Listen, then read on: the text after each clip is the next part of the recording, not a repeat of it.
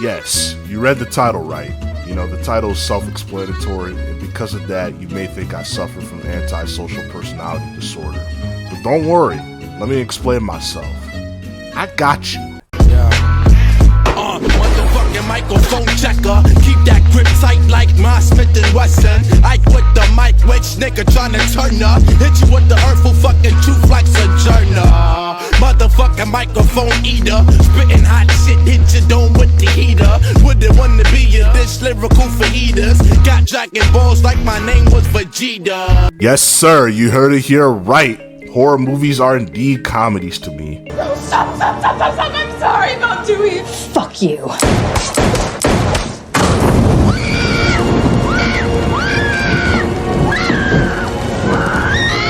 And to be honest with y'all, I'm gonna keep it a stack with you, but I am kind of desensitized to horror. I don't really know why there are still some fully grown adults that can't stomach the sight of horror. Yes, you know who the fuck you are out there watching this. But I genuinely feel as if horror as a whole has run out of ideas. I mean, everybody's out here making horror movies I could no diff or horror villains I could solo, but I feel as if everyone's kind of missing the point. Those characters that you could supposedly solo from a subgenre of horror where even if you are stupid as fuck with zero survival instincts and you can still win in the end, you know, that's what we call slashers. Slashers to me as an adult are personally fucking hilarious, bro. It's gotten to the point where me as the viewer cheers on the killer because the protagonists genuinely don't deserve to fucking survive or live. Like, bruh, in a life or death situation, your survival stats are supposed to be maxed the fuck out. I mean, you're gonna be pulling all types of shiesty shit to live, even snake the fuck out of your homies. Like, you're not gonna be doing all this fucking screaming, tripping, like, falling over yourself, like all that type of shit. Like, if you truly want to live, bro. Like, nigga, you're telling me that there'll be a trail that says safety and death, and you're gonna run through the trail that says death? Or, you know, the fucking ocean is infested with man-eating sharks, and you keep going back to the fucking ocean and wondering why the sharks keep fucking buffeting on us and keep eating us? Like, you want me to feel bad for you if you keep going back in the ocean, like when you know it's infested with sharks that are eating people? Am I, like, I the viewer am supposed to feel bad for you? Or there'll be a tape that'll kill you in 7 days if you watch it, and then you still watch it despite knowing the lore and the consequences of said tape, but you still watch it to push your luck. Like, dog, how the fuck am I supposed to root for you if you yourself, as the protagonist, don't have basic survival instincts, man? Like, how am I supposed to root for you, man? This one's a crazy one. Like, you got niggas, like, out here that will download an app that tells them when they're gonna die. You know, this same app has a fucking demonic Baphomet logo on top.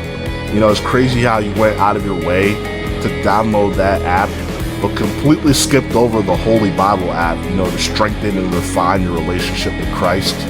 Like, bruh, can you see why me as the viewer, like, prays for the protagonist's downfalls and laughs when they die a gruesome death? Like, and those were supernatural movies I was referencing, not slashers. I mean, let's be real, some of these movies could be resolved in squash in a second if you didn't kill off your black characters in the beginning. But for real though, a slasher could be solved like in a second if you had a strap, but you use the strap on the killer and not your friends. And a supernatural movie could be solved in a second, you know, if you don't go out of your way to summon the demonic ass nigga, and instead just read your fucking Bible, man. Like, I guarantee you, if you can go out of your way to summon a demon, I guarantee you, it'll be way more easier to just join a Bible study group, man, and just be closer with Christ. Like, I'm telling you, the walk with Christ will be a lot more better than the temptations that people are forcing you to get into, man. I promise y'all that. I will say, though, that there are some movies where the protagonists actually have to play it smart, like, or they'll actually be fucking cooked, like, if they don't. Like The Collector, for example. You know, your survival stats gotta be fucking modded to go against this nigga. I'm talking about like 3 million KD ratio type shit. Because if he catches you, he's gonna make you wish you were dead.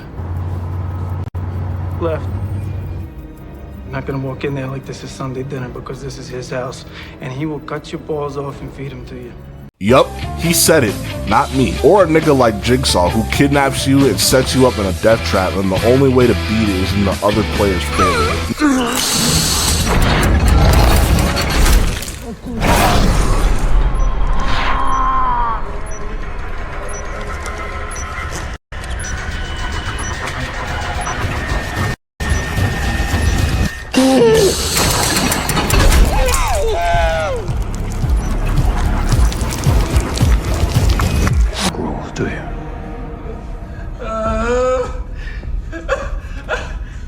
Now, my personal favorite subgenre of horror is actually sci-fi horror, because whether you want to live, your survival stats are maxed the fuck out, you're dumb, you're smart, like you're completely and utterly still cooked. I mean,